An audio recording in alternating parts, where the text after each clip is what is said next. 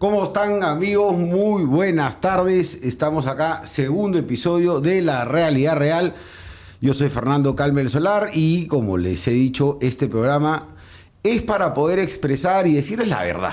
Lo que realmente pasa en la calle, lo que realmente piensa la gente, no lo políticamente correcto, no lo que los medios de prensa nos tratan de decir, nos tratan de inculcar. Acá vamos a hablar sin pelos en la lengua y directamente desde la realidad. Y por eso tenemos acá nada más y nada menos que el doctor Humberto Abanto, un vocero que se ha caracterizado por decir las cosas sin filtro, a la vena, de frente, un abogado espectacular que defiende los principios del derecho, no las personas. Defiende el derecho para todos. Humberto, qué gusto tenerte acá. Fernando, un gusto estar acá. En verdad, mira, este programa, ya lo sabes, nos conocemos. La intención es que las personas entiendan, en simple, en fácil. Tiene que ser sencillo. ¿Qué es lo que pasa? Y esta semana, por ejemplo, se ha estado hablando del famoso cambio de gabinete, voto de confianza. Tenemos un nuevo premier que ha sido rectificado, pero ya están interpelando 2 ministros. Entonces, cuéntanos un poco cómo ves tú esta jugada. ¿Es jugada? ¿No es jugada? ¿Qué está pasando? No, a ver, el voto de confianza estaba cantado. O sea, el cambio, yo creo que nadie en el Congreso deja de tener claro que la señora Boluarte no puede reclutar otro gabinete. De ningún lado, no va a sacar No nadie. va a poder reclutar. Entonces, tienen que avanzar con lo que hay. Le han dado el voto de confianza a Arana. Yo la verdad que he escuchado el discurso, no me ha parecido bueno, me ha parecido bastante malo, particularmente en el tema de la minería. Es un discurso que parece que lo escribieron en una paralela de Tomás Ranzi, en Magdalena, Claro, ¿no? Exacto. Pero bueno, vamos a ver qué pasa. Eso es una cosa es lo que él propone, o sea, el Ejecutivo propone, el Legislativo dispone, viene la izquierda a caviar y lo descompone. Exacto. Entonces, La realidad. vamos a ver qué ocurre. ¿Por qué los ministros? Sencillo. Porque Ahora, yo soy partidario de las interpelaciones. O sea, yo soy un firme partidario de las interpelaciones y creo que si alguien dijo algo muy claro sobre esto fue Enrique Chirino Soto. Hay que derribar un ministro que sea por gimnasia parlamentaria.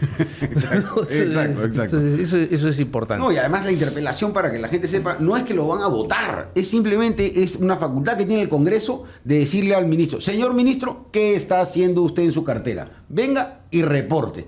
Ya si después lo quieren sacar o no, eso es aparte. La interpelación es parte del derecho que tienen los parlamentarios para fiscalizar al Ejecutivo. Sí, pero además la interpelación es un instrumento propio de las minorías para hacer que los ministros rindan cuenta de lo que están haciendo, como estás diciendo tú, pero particularmente para mostrar como este juego de equilibrio, claro, entre el legislativo y el ejecutivo. Poder, yo ¿no? tengo acá.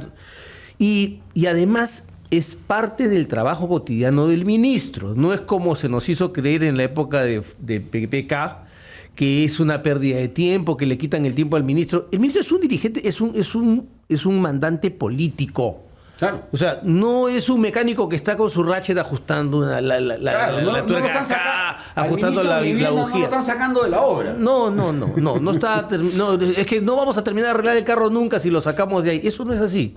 Para eso están los viceministros, los directores generales, los directores, en fin. Que cada vez hay más, además. Entonces el ministro tiene que ir a las interpelaciones sin lágrimas. Tiene que ir a explicar qué está pasando.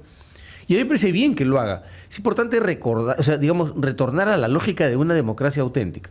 No se cae el mundo si interpelan a un ministro. No se cae el mundo si censuran a un ministro. Pero por supuesto, y todo eso cambió, no en práctica, sino en narrativa, en la época efectivamente de PPK, cuando a periodicazos, no, que van a tumbarse al ministro, la mayoría parlamentaria que quiere destruir el gobierno, que quiere desarmar todo. El gobierno obstruccionista, el Congreso obstruccionista, sí. El Congreso obstruccionista. Ejemplo muy sencillo: a Barack Obama, el Parlamento el Congreso no le aprobaba el presupuesto. Le daba un cheque trimestral. ¿No? A Biden lo mismo. A Bush, hijo, tampoco. Y a Trump en su primer gobierno, que llegó un punto en el que se tuvo que parar el primer gobierno por varios meses, no le dieron plata ni siquiera. Y alguien dijo que sea el Partido Demócrata o el Partido Republicano, según le toque, estaba trayéndose abajo la democracia en América y que nunca se iba a poder avanzar y que entonces todo se iba a acabar y se iban a apagar las luces. Nadie. Es parte del sistema democrático. Lo que ocurre es que aquí, a los que no les gusta la democracia, quieren imponer las lógicas pues estalinistas. O estás de acuerdo o estás de acuerdo. Por supuesto. Pero es que así funcionan, y siendo una minoría que nunca ha podido agarrar o tener el poder, no agarrarlo, tener el poder por elección popular, tiene que agarrarlo a la fuerza usando medios, usando narrativas, fregando cualquier estructura que pueda o tenga una posibilidad de funcionar, simplemente porque ellos quieren hacerse el poder. Saben que las elecciones no van a tener un solo voto. Y por eso ya se está hablando inclusive de vacancia y todo. Pero volviendo al tema del Premier, ¿cómo lo ves? ¿Cómo crees? ¿Va a ser algo distinto? Por lo pronto, no. Panorama, Cuarto Poder y Punto Final no lo han agarrado de piñata como agarraron a los últimos dos. Con alguna razón también. Todavía no llega el domingo. Todavía no llega el domingo. Veamos qué pasa. Yo estoy seguro que lo van a recibir como a todos los demás con 2 piedras en la mano. O sea, claro, ya le están investigando qué pasó en el colegio, si le metió cabe al amigo. Le robó la manzana a un compañero, le levantó la lonchera. O sea, va a venir de todas maneras. A Arana le van a dar. Le van a recordar sus 180 grabaciones en Cuellos Blancos, claro, etcétera. Pero lo curioso es que si tiene 180 conversaciones, ¿por qué nunca las hemos escuchado? Exacto. ¿Por qué nunca? O sea, porque si tuviera algo grave, ya estaría. Ya estaría. Claro, y lo que debe estar es o editando para que algo parezca, o tratando de buscar alguito que, por supuesto, con toda la pompa que hace la prensa, la gente se la crea y termina diciendo, no, Arana también es un desgraciado. No, además, disclaimer, yo soy amigo de Eduardo Arana. Además es mi colega. Pero yo en política no me caso con nadie. Entonces, creo que su discurso ha sido pésimo y que en el tema de la minería, más pésimo aún, sobre todo viniendo de un abogado, decir que había que concluir el tema de las cancelaciones de reinfos, cuyas causales no son las mismas en todos los casos. Por supuesto. Yo cancelo 1.500 reinfos, estoy cancelando de la vida económica a 1.500 personas, que además tienen una reclamación puesta contra eso, y yo lo voy a arreglar con un decreto. O sea... Pero de nuevo, es el burócrata tratando de hacer que la norma se aplique a la realidad y no la realidad a la norma. Y efectivamente, y entrando al tema de la minería, que es sumamente relevante, ahí hay un problema, porque el Perú se ha patacitado. El último mes y medio, patadas. Pero nadie ha preguntado el origen, Fernando. No, nadie ha preguntado cómo se gestó este problema, de dónde salió. ¿Cómo es que Horizonte no tiene el mismo problema? ¿Cómo es que Marsa no tiene el mismo problema? ¿Cómo es que solo los señores de Poderosa tienen este problema? ¿Cuál es la razón? Tiene que haber una peculiaridad. Exacto. ¿Cuál es esa peculiaridad? ¿Por qué tiene Marsa cerrado un trato con la comunidad sin ningún problema, asociándola a su proyecto? Horizonte lo mismo, con 2 comunidades o 3, si mal no recuerdo. ¿Y por qué tenemos 280 problemas en Poderosa? Entonces, algo raro hay ahí, ¿no? Algo raro y además ha salido, o sea, con todo este tema de la minería, y ya lo dije el programa pasado, lo digo siempre, yo como presidente de la Asociación de Emprendedores del Perú siempre he defendido al informal, porque el informal es víctima del exceso de burocracia, y el informal quiere volverse formal. Pero apareció este colectivo Paz, que empezó a decir, el informal es ilegal, de frente, es delincuente, el informal mata, el informal prostituye, el informal contrabandea. Empezaron a pegarle, pero, o casualidad, ¿quiénes están dentro del colectivo Paz?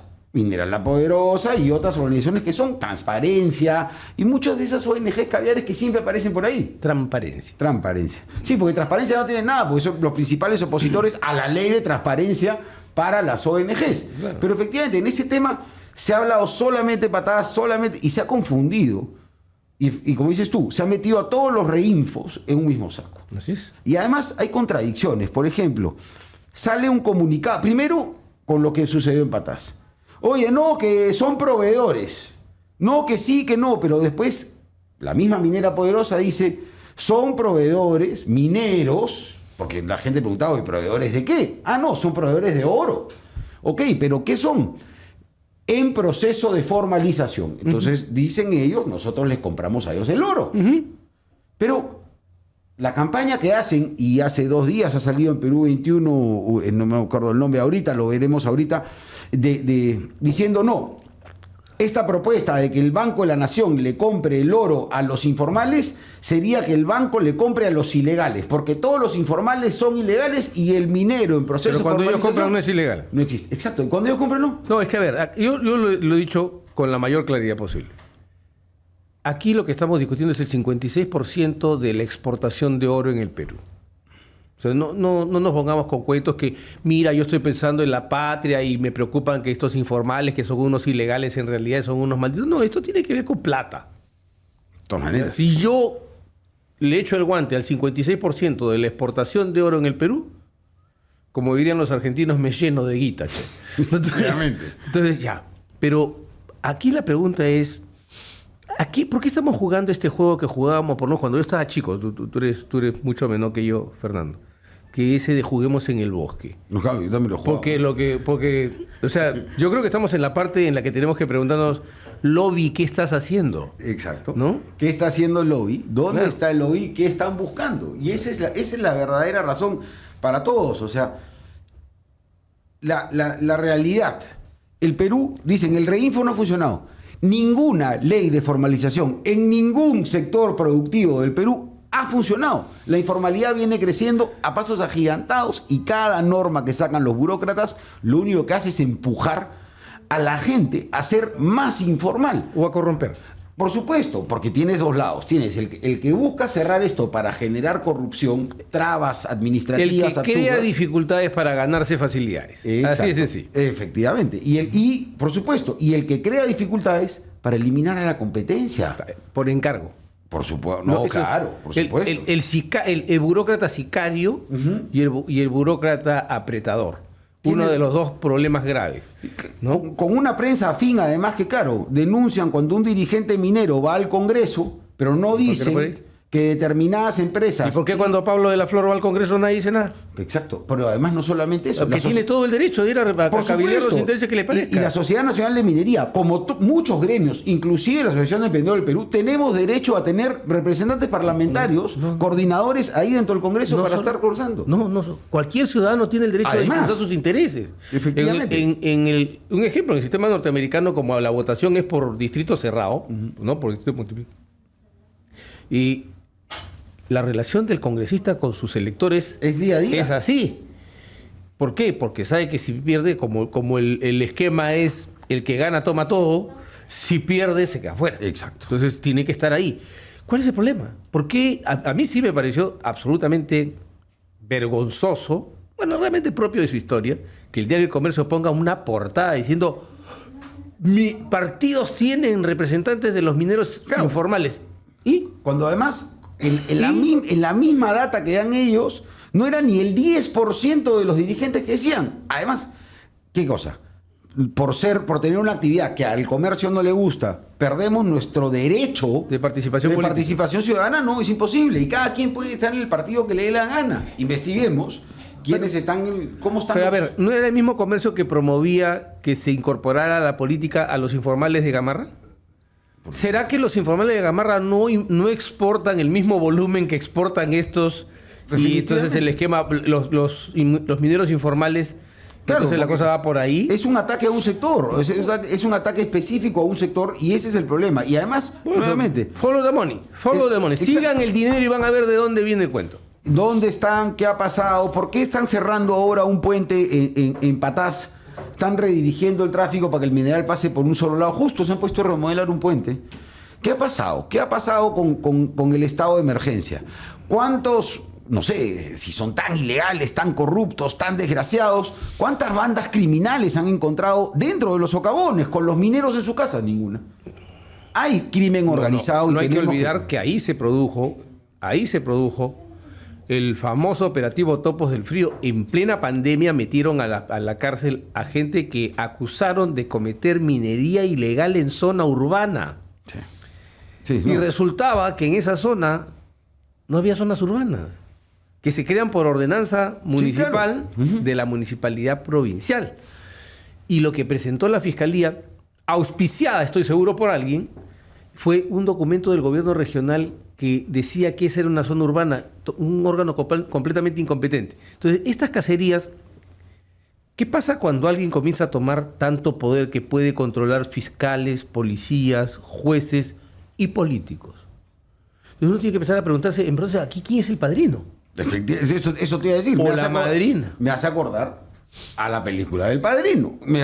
Y a lo que se conoce y se sabe. Esto es crimen organizado, cómo trabaja, cómo manipula, cómo genera. Viene de todos lados, no solamente A, no solamente B. Pero hay que combatirlo porque los peruanos necesitamos oportunidades. Entonces, hay que tener sentido común, hay que tener enfoque en la realidad y ver qué es lo que está pasando. Cuando de repente toda la prensa, que además pertenecen a los mismos dueños, empieza a atacar un tema, señores, dense cuenta.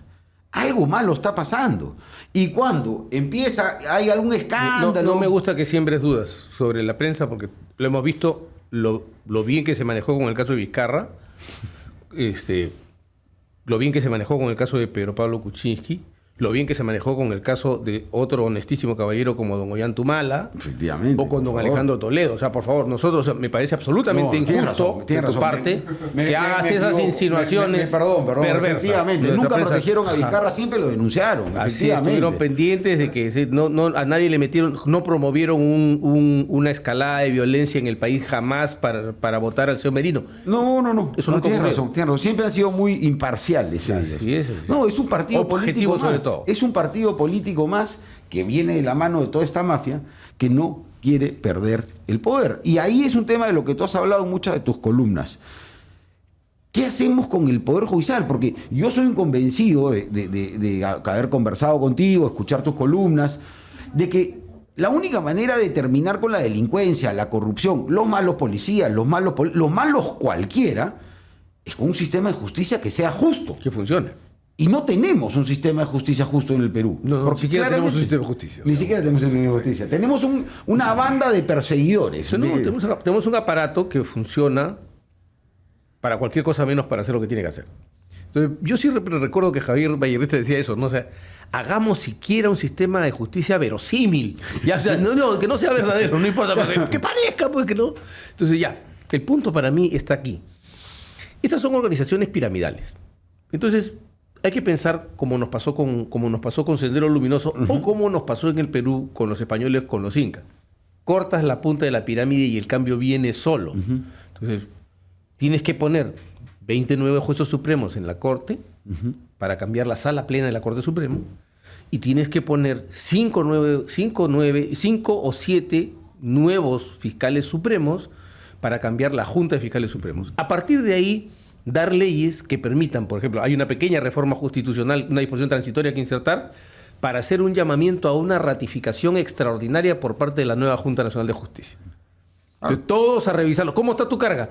No, es que tengo mucha carga. Perfecto. Quiero la grabación cuando viniste acá. Porque siempre les preguntan, ¿qué van a hacer ustedes con la carga? Yo la voy a resolver porque tengo la solución. Todos, el primer día de la inauguración, cuando toman eso, vamos a resolver. No, en la entrevista. En la entrevista, no, sí, yo sé cómo se resuelve esto, que no sé cuánto. Al día siguiente que ya tienen la medalla colgadita, discúlpeme, pero mi escrito no lo aprobé, tengo carga procesal. Disculpe, estoy ocupado. Entonces se acabó. No, y para que entienda la gente, y en simple, señores, es como que si en el barrio tuviese solamente 3 personas que mandan. Viven 5.000 familias, hay 3 personas que mandan. Entre ellos se van a poner de acuerdo y ustedes lo ven en su casa, lo ven en el barrio. Cómo se amarran la pelota. Si hacen una junta de 15 personas, se pierde el poder. Esos 3... Hay que disolver el poder. Hay que hacer lo que difundir el poder. Hay que generar competencia, sana competencia, hay que generar oportunidades. Pero sobre todo Nuevos Aires, los mismos o sea, esta Corte tiene 20 años respirando las mismas ideas. Y particularmente todas las ideas que se han metido a través de, por si acaso, más, me quedo corto porque tiene 30 años. Porque en el 95 estaba el trabajo de la Comisión Ejecutiva del Poder Judicial y hay que recordar que fue Fujimori, en su gobierno, el que permitió la penetración de estas organizaciones no gubernamentales. Efectivamente. La Comisión Andina de Juristas, el Instituto de Defensa Legal, todo eso entró con Fujimori, por si acaso ahora que no pongan su cara de que nosotros no tenemos nada que ver con eso. Cuando él tuvo la gran oportunidad en ese momento de hacer lo que se acaba de hacer, la fiscalización de las ONGs. Y le prepararon el ministerio, le prepararon el sistema de justicia que después lo ajustició. Exacto. A él y a sus que se volteó muy rápido con Valentín Paniagua, por supuesto. Por eso, no, es que no, lo prepararon. O sea, le fueron sembrando el tema. Entonces, ¿qué sucede? Es el mismo esquema de pensamiento. absolutamente equivocado. Yo veo, por ejemplo, en la Corte Suprema que hace interpretaciones expansivas de los tipos penales. Sí. Eso es imposible, es como romper un molde de queque, ¿no? O sea, el queque rompió el molde. No, el queque, si el queque rompió el molde, había hecho mal las cosas. Exacto. No hay razón de que el queque rompa el molde. Tiene que quedarse dentro del molde. Entonces, necesitamos abrir las ventanas, abrir las puertas, sacar las telarañas, el moho, el aire viciado, y que nueva gente con ideas un poco más actuales y menos politizadas, más profesionales, reconstruye el sistema de justicia. Si la Corte Suprema cambia y la Junta de Fiscales Supremos cambia, ¿no? Todo abajo va a cambiar si además la Junta cumple su papel, que es vigilar que el servicio se cumpla. O sea, acabemos con la excusa. No, es que pobre el juez que tiene mucha carga. Mala suerte. Mala suerte porque usted postuló sabiendo que había mucha carga. Exacto. Entonces, si usted postuló sabiendo que había mucha carga, porque la carga no apareció de pronto así como que hubo hongos y nadie limpió la casa, entonces ya se llenó. Que llegas, abres la puerta y se te caen los papeles. ¿Sabes que están ahí? Ahí estaban. Entonces, si usted sabe, se mete ahí y dice, yo lo voy a resolver, no lo resuelve, afuera, maestro.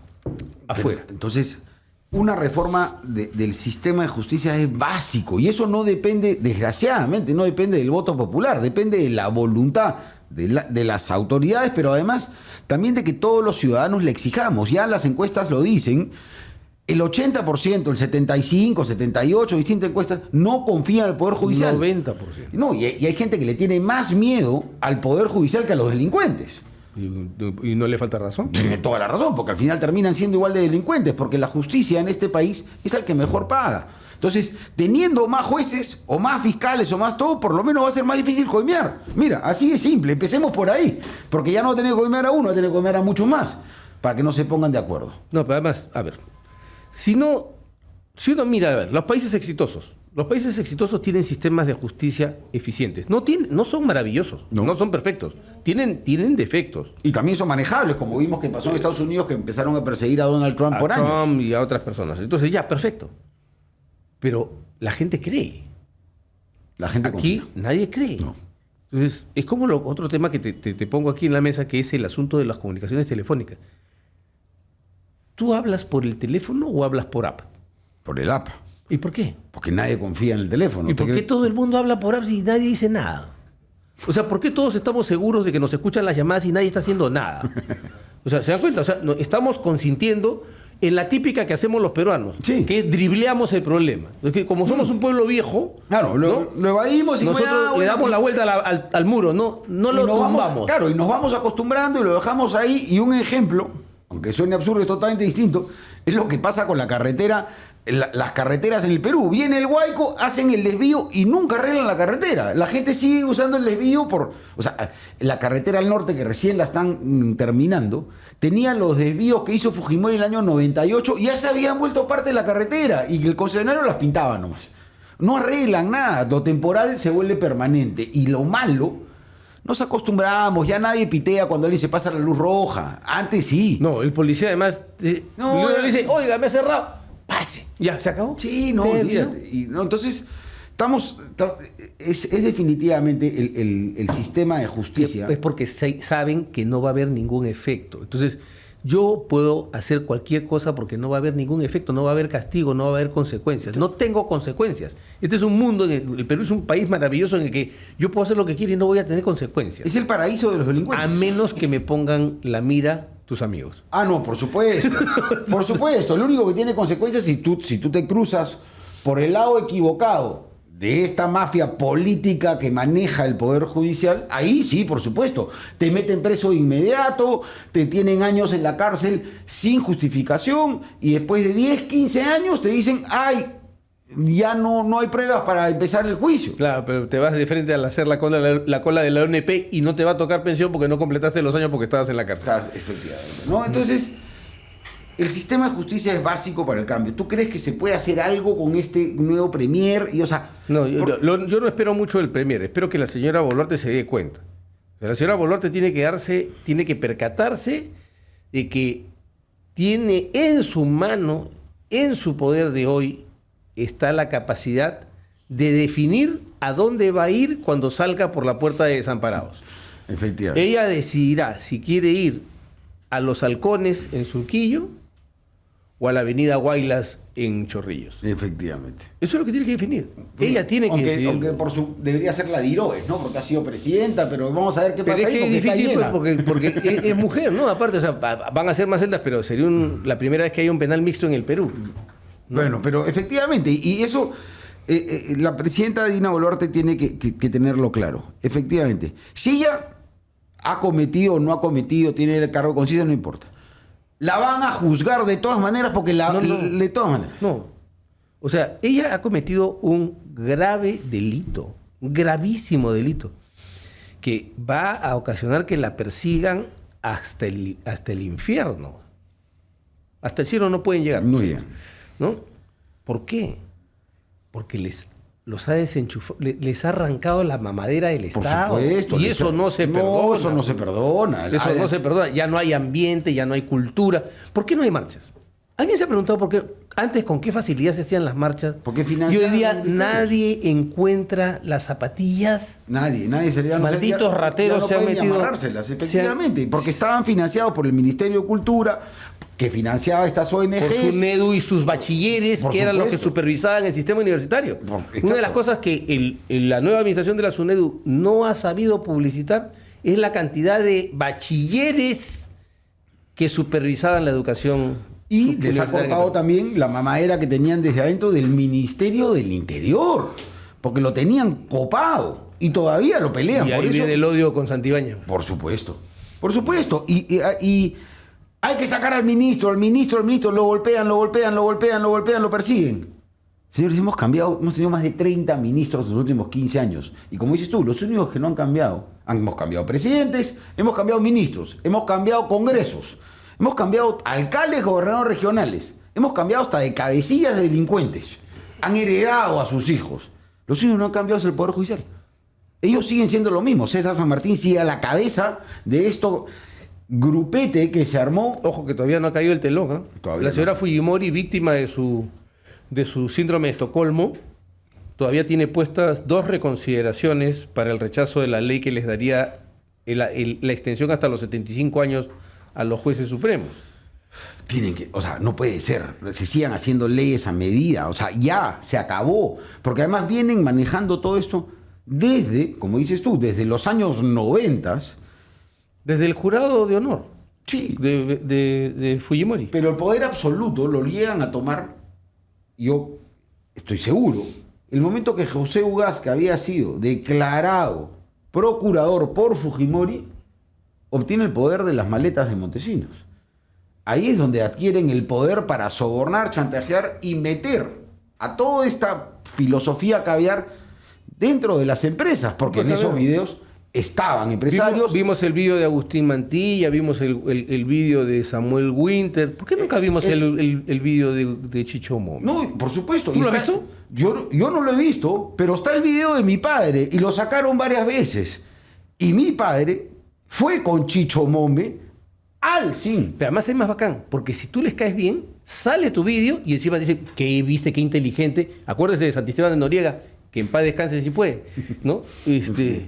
No, entonces ahí empieza. Y todo eso ha generado esta mafia en los distintos estratos, en la minería, en el poder judicial. Ha permitido que la economía del país y la posibilidad de progreso para el peruano que quiere salir adelante, que sacar adelante su familia, cada vez sea más trabada, más difícil, más complicada, por lo que hablábamos al principio. Normas absurdas creadas para destruir la competencia y normas absurdas creadas para evitar que la gente y generar corrupción. Pero Fernando, con una misma filosofía, porque hay una cosa que la gente no se percata, y es que los caviares no son marxistas, son los hijos de Velasco. Sí, mírenlos bien. Sí. Casi todos ellos pertenecieron al Partido Socialista Revolucionario, ¿ya? Que era el partido de un general llamado Leonidas Rodríguez Figueroa, que fue un brazo derecho del señor Velasco Alvarado. Uh-huh. ¿Qué hizo Velasco? Velasco hizo una cosa bien inteligente, que claro, nos hizo mucho bien, ¿no? Intervino, hizo que el Estado intervenga toda la economía. Exacto. Uno tenía que pedirle permiso al Estado para hacer cualquier cosa que quisiera hacer. No, progreso y desarrollo en el Perú, por supuesto. Eso nos hizo crecer enormemente. Entonces la gente que quería trabajar rompió las reglas y surgió el sector informal. En el Perú no había sector informal en esos términos. Lo más informal que había fueron las tomas de tierra con la época de Poncho Negro, final de los 50. Exacto. San Martín de Porres. Exacto. San Martín, Comas, que empezaban recién. Fundamentalmente quien comienza esto es el famoso, el legendario Poncho Negro. Exacto. ¿Ya? Pero no había en la economía, la gente estaba formalizada. Las haciendas azucareras tenían a la gente en planilla, tenían sindicatos con los que negociaban. Pero eso desapareció. Todo eso desapareció con Velasco. Y como quebró la agricultura, porque quebró los emporios agrícolas, la gente huyó de las provincias. ¿Y a dónde vino? A la costa. Acá. Yo soy parte de la migración. Mi papá vino de Laredo, mi mamá vino de Pisco. Y nací acá. Pero eso ocurrió. Entonces, lo que tenemos que ver es que esta gente cree que hay que tener el control de la economía a través del Estado. Entonces, ¿para qué? Para hacerse ricos, sí. Para hacerse ricos. Pues, porque, y ahí tenemos el caso de Petroperú, el caso de Sedapal. O para mantener la pobreza, porque también es negocio tener un montón de pobres. Por supuesto, es que si es no... muy buen negocio político tener un montón de pobres. Porque la gente pobre está desesperada, y al estar desesperada, desgraciadamente, reacciona en el día a día y no le da tiempo de pensar en el futuro de no solo eso, sino que si además yo hago filantropía con plata ajena. Claro, les regalo, les compro los votos, les reparto. Creen que me lo deben a mí, no saben que se lo deben a todos los que ponen plata porque el Estado no produce dinero. No te produce absolutamente nada. Y ahí has mencionado algo tú importante sobre el desastroso legado de Velasco y porque tú no se acuerdas de Velasco, pues nadie se acuerda de Morales, que viene, continúa. O sea, llega, efectivamente, llama y regresa a la democracia.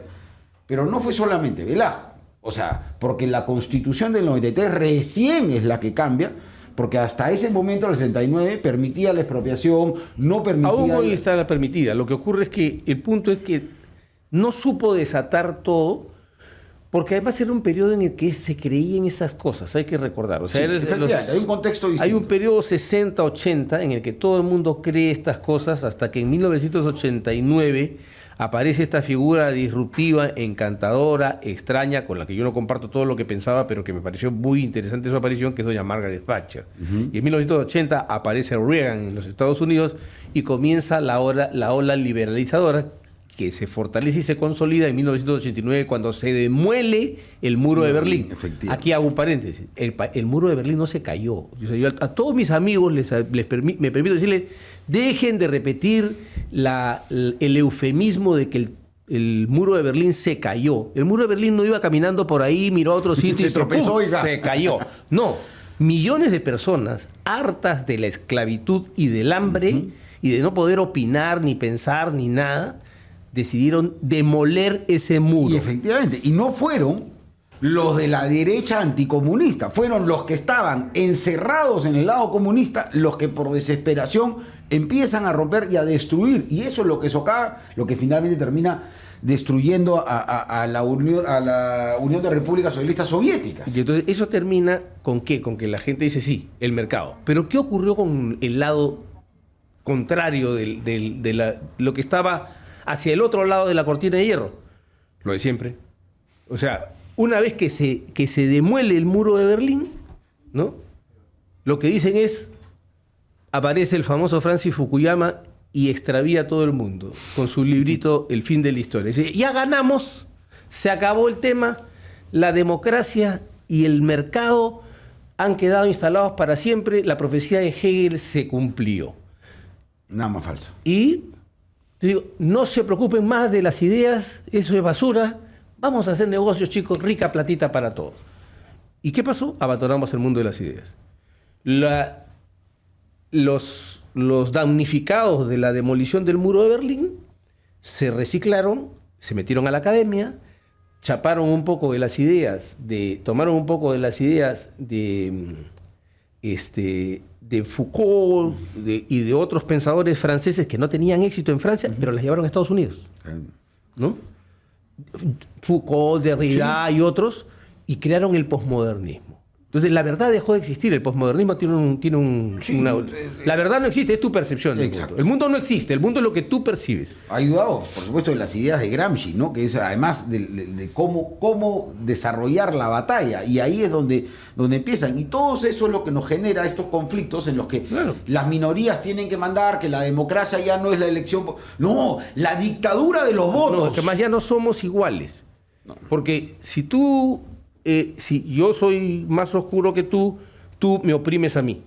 Entonces los que estamos conmigo tenemos que tener una guerra. Si además nosotros somos varones, Dalma nos tiene que... Claro, Dalma está oprimida por nosotros. Pero ¿no? Esa es la esencia de Gramsci, que dice que en la lucha... Y resulta que los gordos están oprimidos por los flacos que los obligan a ser flacos. No, es verdad, o sea, está ahí. La fatfobia es una doctrina en Estados Unidos. Por supuesto. ¿No? Y que finalmente ha sido... Y el ableísmo. O sea... Si yo soy discapacitado, tú no debes ayudarme a que yo salga de mi posición de discapacitado porque tú me quieres igualar a tu estereotipo.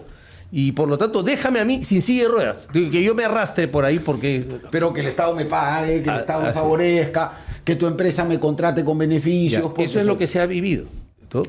Ya casi está empezando a terminar. Bueno, el debate... en Estados Unidos la Corte Suprema dio y dijo que el racismo inverso, la discriminación inversa, también es discriminación. Claro. Que ya nadie puede ser discriminado ni por ser minoría, ni por ser mayoría, que era la esencia de todo esto, que en Estados Unidos le llaman el wokeismo, y que acá en el Perú lo adoptaron muy bien los caviares, como dices tú, reciclados, social confusos, muchos, por supuesto, hijos de familia con fortuna, que vivieron en Barranco, en Miraflores. Y los liberocaviares, ¿ah? Porque también hay que ver, por ejemplo, estos chiquitos de capitalismo consciente, no son caviares. No son como... Pero son liberales deferentes con los caviares porque no se dan cuenta que los caviares los desprecian, como pasa también en las potencias. O sea, el pseudoprogresismo, el posmodernista, desprecia a los liberales. Porque los liberales creen en una serie de cosas que ellos no aceptan. O sea, creen que existe la verdad, que podemos llegar a la verdad objetiva, que podemos investigar, que es posible que el conocimiento exista. Nada de eso se acepta. Ellos no lo aceptan. Entonces, pero estos son diferentes porque como los escuchan hablar raro, creen que son más inteligentes que ellos. Entonces, pero en realidad hablan tonterías, ¿no? Hablan las mismas sonceras. Y dentro de todas esas cosas, de toda esa locura que se arma acá en el Perú, que no termina siendo lo que debería ser la política, la verdadera voz del pueblo trabajando junto, unida, para lograr consensos y desarrollo. No el trabajo de un grupito para tratar de secuestrar a las autoridades, a periodicazos, a marchas, a panfletazos, a vergüenza popular, entre comillas, para que las autoridades hagan lo que sean cuando ellos no tienen el poder. Y eso nos lleva a muchas cosas, Humberto. Por ejemplo, muchas normas, leyes que han generado que el Perú crezca, se desarrolle, se las tiran abajo porque lo que quieren, y lo dijiste hace un rato, quieren pobres, no quieren desarrollo. Entonces, nada los aterró más que cuando la pobreza bajó 20 puntos en el Perú. El gobierno de si hubiéramos seguido... Lucho Carranza tiene un trabajo súper interesante, que si hubiéramos seguido las políticas del 2011, las hubiéramos proyectado, hoy día tendríamos 5% de pobres en el Perú.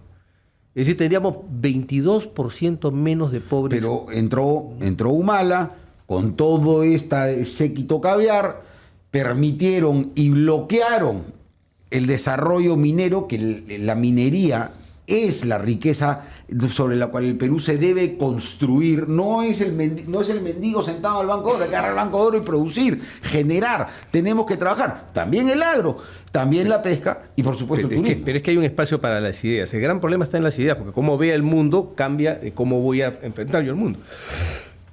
Ejemplo.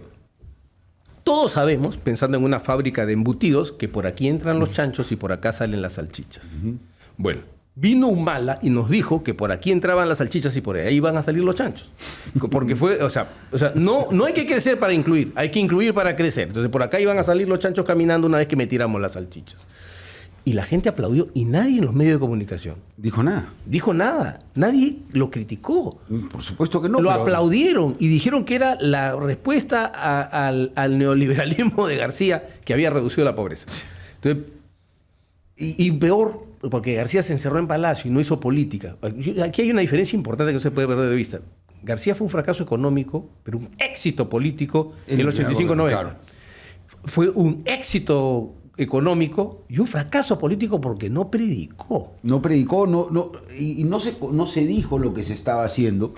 Y efectivamente hay muchas cosas que, a ver, el PBI crece, el Perú se vuelve más rico, la gente gana más plata, pero cuando el desarrollo no es completo, pasa lo que pasa en regiones como en Ica, que tienes 100% de empleo o 98% de empleabilidad, pero la gente sigue viviendo en el Arenal y sin luz, sin agua. Entonces, no, usted ya es clase media porque gana más de 3.500 soles. Miran al piso, están sobre arena, no tienen agua, ¿cómo es clase media? Dicen. Entonces, ha faltado, y yo creo que ha sido el propósito. No, ha faltado mercado. Pues. Ha faltado. Esas respuestas del mercado. Respuestas del mercado. O sea, si yo sé que hay un conjunto de gente ahí, hay terreno, me siento con la gente en la Pampa de Villacurí. Finalmente, ¿cómo surgió el barrio chino? Efectivamente. Creciendo. Lo ocuparon, se acabó y terminaron construyendo. Igual que expansión urbana, igual que Nuevo Chao, igual que muchas. Si el Estado tuviera reflejos, a ver, decía, esa zona la van a tomar de una vez, yo lo tiro y pongo los servicios básicos y se termina el asunto. Y permito que se urbanice de manera formal, no con traficantes de terrenos, bajando de nuevo, porque esto es lo que hablábamos, la burocracia. Oye, para urbanizar estás obligado a hacer pistas, veredas, agua y desagüe. Entonces, la inversión privada de cualquier tamaño dice, oye, urbanizar me cuesta un montón. Vender el terreno es carísimo. El traficante dice, no, tiren tiza y ahí se quedan. Y ahí se quedan hasta que viene la pista. Hasta que llegue la pista. Entonces, ¿por qué no adaptamos a la realidad? Y el Estado permite... Para hacerlo progresivo, pero mides los plazos. Le dices, tienes un plazo para que me ejecutes esto. Exacto. Te doy 5 años desde que tiras tu tiza hasta que tienes agua y desagüe. Después 5 años más para la vereda y la pista. La realidad, señores, el 80% del Perú vive sin vereda o pista. O sea, y tienen agua y tienen electricidad. Cuando Sedapal se acuerda de llegar y... llega con cisternas, en fin, ya. Efectivamente, pero es otro tema. Y ahí eso me lleva un poco a un tema que también se ha tocado ahora y que me gustaría ver, que es el tema de la ley del agro. La nueva ley del agro, la famosa ley Klimper 2.0. 2.0. Que efectivamente cuando se dio generó beneficios para las empresas, creció la agroexportación en el Perú, no se puede negar. Se generaron millones de puestos de trabajo formales. Desgraciadamente, como decía hace un rato, no acompañó el desarrollo ni del privado ni del Estado, la facilidad del Estado para que se desarrollen las personas. Se tumbaron la ley en el 2020 en plena pandemia. 5 chicos que yo conozco que se pararon en la carretera en Ica, en expansión urbana, no a tumbarse la ley. Ellos salieron a reclamar por el abuso que existía en los services, que los transportaban como ganado. Pero además que no tiene por qué haber service. Si es el core del negocio, ¿por qué va a haber service? Efectivamente, pero dentro del tema, más allá de que exista o no exista el service, era que los trataban como ganado. Y ellos se paran en la carretera. Son los enganchadores del agro de siempre. De siempre. Y eso tiene que terminar también. Tiene que terminar, o sea, por supuesto. Lo que tiene que cambiar en el Perú también en la lógica del empresario es el cuento de que el trabajador es un sobrecosto. No, papacito. No. Cálmate. Es tu activo principal. Así es. Entonces... Y muchas empresas serias, responsables, agroexportadoras, yo sé que tienen su service, pero propio. O sea, alguien que contrata, sube a la gente, los lleva en buses con aire acondicionado. No, pero además les paga y trabaja para la empresa, no para el service. Exacto, efectivamente. A ver, porque pero lo que sucede es eso, es tráfico de personas. Pero todo el mundo se queja por eso, pero nadie mira a los bancos. ¿Tú has visto para quién trabajan los cajeros terminalistas? No trabajan. ¿Para quién trabajan? No trabajan para el banco. Y en las empresas de telefonía, ¿para quién trabajan? Los que te atienden en el... Eso, el que te pone la luz. El famoso cobra, el no sé qué cosa. No, en las empresas de telefonía, el chico que te está atendiendo en la ventanilla, que te da el celular o el que te vende el chip, ese chico trabaja para la compañía. No trabaja para la por compañía. Eso. Lo primero que tenemos que hacer, sí creo que es importante. O sea, ya, queremos capitalismo. El capitalismo, por si acaso, redistribuye. Porque coge dinero y le pone plata a la gente para que haya mercado. Porque sin consumidor no hay mercado. Efectivamente. Ya, entonces, el trabajador no es un sobrecosto, pues, papi. No. Para los que... A ver, y acá hay un problema, Humberto, más allá de cualquier sector, y lo digo yo porque yo he sido empresario hace muchos años con la Asociación de Emprendedores, porque emprendedor es un estado de ánimo. Yo mismo, o sea, tengo una claro. microempresa, tengo 15 personas, trabajamos 15 personas. Exacto. Ahí donde trabajo yo. Y las personas que crean, que generan su empresa desde abajo, valoran al trabajador porque además no lo ves como trabajador, es una persona que te ayuda a ti a cumplir tus sueños y por eso lo respetas y lo valoras. El problema no está en el empresario. Lo que más es un sueño común, ¿no? Por supuesto, pero el problema yo he visto que no está en el empresario, está en el ejecutivo de la empresa. Cuando la empresa crece... Ah, no, ese es Felipillo. Claro, ese es Felipillo. Felipillo no ha muerto. Que además solo dicen el CEO. El CEO. El CFO, el CHO, cualquier cosa. Sí. Señores, el gerente... Porque el gerente no es empresario, no es nada, es simplemente un empleado, un funcionario de la empresa. Ese es el que está pensando en su KPI a fin de año, en su bono. A ese es el que le da lo mismo lo que sucede con la... Porque total, él cobra... Pasa en la minería. Y si la empresa quiebra, efectivamente, y si la empresa quiebra... A él lo liquidan, pasa en la minería, se va a otro trabajo y hace lo mismo. Las grandes mineras hacen su cálculo, su planeamiento, y ellos a estas grandes corporaciones debe costarles lo mismo extraer oro en el Congo, en Sudáfrica, en el Perú o en cualquier lugar del mundo. Tiene que costarles lo mismo porque tienen que estandarizar costos. Exacto. Entonces, esos costos incluyen lo que le cuesta en su país, o sea, cascos, equipos de protección personal, seguros, etcétera. Pero llegan acá y de inmediato Felipillo le dice, jefe, por si acaso, no malcría el cholo, claro. Porque en el Perú nosotros no usamos eso. Acá podemos... O sea, entonces, acá el cholo no lo malcríe, porque si lo malcrías, el cholo se pone rebelde y malcriado. No, y el service bien llevado como proveedor estratégico, porque no es parte de tu negocio, vale. Claro. Pero el que se genera... para abusar del trabajador, para despojarle sus derechos. Sí, para no repartir utilidades, para no asegurarlo, para que no se pueda sindicalizar. Y eso es lo que estábamos viendo ahora en el agro con unos dirigentes con la Confederación de Trabajadores del Perú, bases apristas, amigos con los que trabajamos mucho, porque ya salieron a decir, esta ley del agro, no, que no.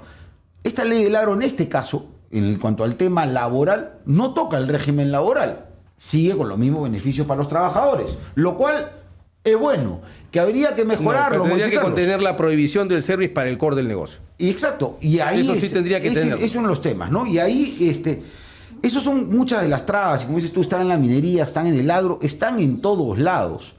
Porque la burocracia, la normativa, te fuerza.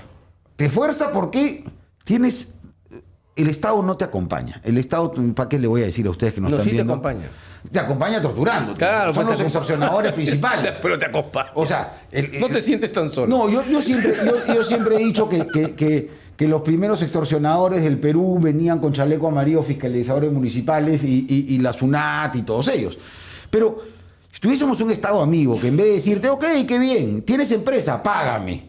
Sino, oye, tienes empresa, te ayudo, ¿qué necesitas? Construye, genera. Están tratando de pasar una ley MIPE al respecto, que en teoría esperemos que sirva. Han hecho 70 leyes MIPE tratando de ayudar al empresario. Ahora tienes MIPE, tienes MAPE, tienes... Que además es algo que hay que romper. El empresario va de 0 a 1000. No por ser microempresario, que está mal dicho. ¿Acaso es más chato el microempresario que el gran empresario? No cambia de tamaño. Lo que cambia de tamaño es la empresa y lo que factura. Entonces hay que ayudar, hay que colaborar. Y si se pueden reducir impuestos, qué bien, en todos los sectores, ojalá, bien enfocados para generar desarrollo. A ver, si voy a reducir tasa para multiplicar actividad, no tengo pérdida. Exacto.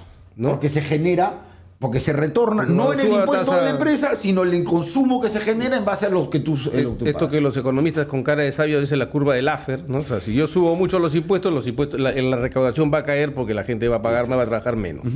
Ya, pero tengo que bajar los impuestos. Pero todas las soluciones no son tributarias. También tengo que dar acceso a la tecnología, tengo que dar acceso a las herramientas, a las finanzas. Infraestructura, porque si tuviésemos buenas carreteras, el costo de producir en Huancavelica cae en 30 a 40%. Tengo que ver el tema de los costos financieros. O sea, a ver, claro, en el Perú tenemos un problema serio con el asunto de las tasas de interés. O sea, ¿cuánto te pagan a ti si depositas tu plata en el banco? Absolutamente nada, no te das cuenta. ¿Y cuánto te cobran si te prestan la plata? No, te matan. Y si te sobregiras tu tarjeta, te matan, te liquidan. Por eso, entonces, ahí hay un tema. Sí, claro, no es que el libre mercado no es eso. No, el libre mercado no es eso. El libre mercado no es espacio para la usura. Entonces, lo que creo que hay que empezar... Pero tienen cambios, o sea, yo voy dejando sembrada esta idea. Lo primero que hay que hacer es cambiar la lógica. Por ejemplo, todo el mundo cree que la superintendencia de banca se llama así porque regula una actividad llamada banca. Pero no, se llama Superintendencia de Banca porque le pertenece a la banca. Efectivamente. ¿No? Por eso es de banca. A mí me dijeron cuando salió José Salardi, que tengo el gusto de conocerlo, lo comenté el programa pasado, lo votaron del MEF. La gente decía, pobre Salardi. Si seguimos la línea, Salardi va a terminar trabajando para uno de los grandes bancos, porque todos los exministros han pasado en algún momento por grandes bancos y tienes a María Antonieta Alba trabajando en Credicorp en estos momentos. Bueno, aquí, o sea, eso es preocupante, ¿no? Eso es muy preocupante, pero efectivamente, libre mercado, señores, libre mercado es que uno pueda crecer, que uno pueda arriesgarse como se arriesgan todos ustedes, como salen adelante, ya sea en bodega, en lo que quieran, que sus sueños se puedan cumplir y que no haya una concentración, porque cuando hay concentración de mercado generada por el abuso de la posición de dominio, son distorsiones y ya no es libre mercado, no es capitalismo, es mercantilismo. Ya alguien está haciendo trampa. Es mercantilismo, es trampa, son emprendejos, como le llamo yo, no son empresarios, son personas que están tratando de acaparar el mercado. Entonces, nuevamente yo creo que todas estas leyes, todas estas reformas que está haciendo el Congreso suenan muy bonito. Pero al final, a la hora de los loros, ¿quién las cumple? No, por eso. El problema es hacerse en leyes sin dentadura. Las leyes tienen que tener dientes, pero los dientes que pone la norma tienen que hacerse efectivos con un sistema de justicia. Si tienes esto, lo que vas a tener es una legislación desdentada. Y tú estás seguro de que las encías no hieren. Entonces, así de sencillo. Entonces, eso nos regresa al tema inicial. O sea, para todos, lo principal, lo básico, si queremos que el Perú cambie, que el Perú sea un país donde nuestros hijos no se quieran ir, donde quieran quedarse, vivir, hacer empresa, no estén extorsionados ni por el Estado, ni por los caviares, ni por el crimen organizado, tenemos que pelear por reformar la justicia, tenemos que exigir que se reforme la justicia, que tengamos una justicia justa o menos injusta. Mucho. Que la justicia le dé a la gente lo que la ley dice que le toca. Con eso basta. Con eso basta. Con eso basta. Que no te persigan, que no persiga al enemigo político, que no se alíe con la autoridad de turno, que tenga la independencia que debe tener. No trate de usar el aparato de justicia para tomar el poder. Efectivamente. Entonces, el cambio pasa más allá de cómo podamos votar, y eso ya lo hablaremos en otros programas, porque todavía falta largo para la carrera. Por más de que todavía están en los camarinos, sí, y hay quienes ya se declaran campeones. No, olvídate, eso va a ser para lejos, para rato. Lo que tenemos es más, ni siquiera están en los camiones, están en los ómnibus. No, están saliendo de su club y vienen aquí a decir que ya ganaron, ¿no? Tenemos noticia importante, no sé si han visto, la Municipalidad Metropolitana de Lima perdió el grado de inversión. Y perdió el grado de inversión por un sobreendeudamiento que se le advirtió. Se le advirtió. Y que a mí me costó insultos. Cuando hice esa crítica en un programa de Beto Ortiz, me respondieron horriblemente. Y dije, cuidado con el endeudamiento. Ahora el mercado le responde con un verificador de riesgos, diciendo, te caíste, compadre, a junk bond. O sea, ahora tu papel es un bono basura. Y ya no te vamos a prestar plata, ya no vas a conseguir plata. Vas a tener que pagar un montón de plata para que te presten. Y estamos tirando 1.200 millones de soles, 1.800 o 1.200 millones de soles, no, 1.800 millones de soles en una nueva tirada que está haciendo la Municipalidad Metropolitana de Lima. ¿Quién va a pagar eso? Los ciudadanos. Los ciudadanos. Los errores de los políticos o los horrores de los políticos los pagamos nosotros. Entonces, tiene que haber una responsabilidad de parte de todos nosotros de pensar un poquito más. O sea, a ver, pensamos qué micro nos vamos a tomar, si vamos a chapar taxi o colectivo para ver si... Y lo pensamos 3-4 minutos. Y el voto lo decidimos en la cola. En la cola. O nos dejamos llevar por el amigo, por el que vino a regalar, ya sea tupper, gorrito, calendario o bolsita para el mercado. O que es simpático, o es un buen imitador famoso. Claro, si te hace reír, como dice Enrique Dersi, que yo creo que está equivocado, porque yo creo que los peruanos... dice que el peruano es reilón. Yo creo que el peruano podría ser reilón, podría ser jocoso, pero no... en este momento siente que no tiene razones para reírse. ¿De qué nos vamos a reír en este momento del Perú como está? Sí. Pero como todos coincidimos en eso, y creo que debería ser el punto en el que deberíamos marcar como peruanos que este es el punto más bajo al que podemos llegar. No subestime. No, es que yo... no subestime. Podemos cavar más fondo. No, definitivamente podemos llegar más bajo. Pero yo sí creo, Humberto, que es momento de que los peruanos digamos, ok, basta.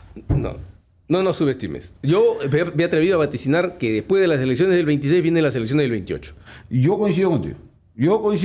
Yo creo que estos cambios, estas cosas van a seguir dependiendo quién gane. Si no, es que con lo que estás, por lo menos hasta aquí, vamos a ver, estos son los aprontes, pero como en la hípica, son los aprontes, pero con los que están, que tengan la capacidad de hablar con los demás para formar sostenibilidad en un parlamento que va a estar absolutamente fragmentado, que va a tener no menos, desde mi cálculo, de 12 bancadas partidarias. Parlamentarias. Pero de repente se nos da el milagro y sale un presidente caviar y ahí sí todo bien. Los periódicos nos van a decir que el Perú va de maravilla. Nos vamos a hundir cantando, qué distinto. Como nos pasó con la treta que nos hicieron creer, claro, como habíamos clasificado al Mundial, Vizcarra hizo lo que quiso, los periódicos nunca dijeron nada y terminamos donde estamos. 12% menos del PBI después de la pandemia, una pérdida brutal y un endeudamiento que se ha disparado. 25.000 millones de dólares de deuda al 28 de julio del 2011, 85.000 millones de dólares de deuda a hoy. Esa deuda. Y los ladrones eran los otros. Sí, claro, por supuesto, ¿no? Y eso pasa siempre. Pero bueno, Humberto, ya estamos llegando al final del programa. Ha sido un gusto tenerte acá. Conversar contigo, que la gente acá en La Realidad Real sigan además La Realidad Real, no solamente acá en Recutecu Media, sino también en sus canales, y también al doctor Humberto Abanto en su Twitter personal, y además en las columnas en las que les va a explicar en simple, en sencillo, qué está pasando en el país, que se llama La Pura Verdad. Lo van a poder encontrar en TikTok también. Y comenten, gente, por favor, comenten. ¿Qué piensan que estamos bien? Si estamos en contra. Eso es lo que necesitamos. Y comenten sin temor, porque yo no bloqueo a nadie. Digan lo que quieran. Si quieren insultar, insulten, libérense. Es un momento de alta tensión, así que es importante que suelten los nervios. Y necesitamos escucharlos, porque eso es lo que nos permite a nosotros interactuar con ustedes y conocer la verdad. Más allá, por supuesto, del reconocido trabajo que hace Humberto.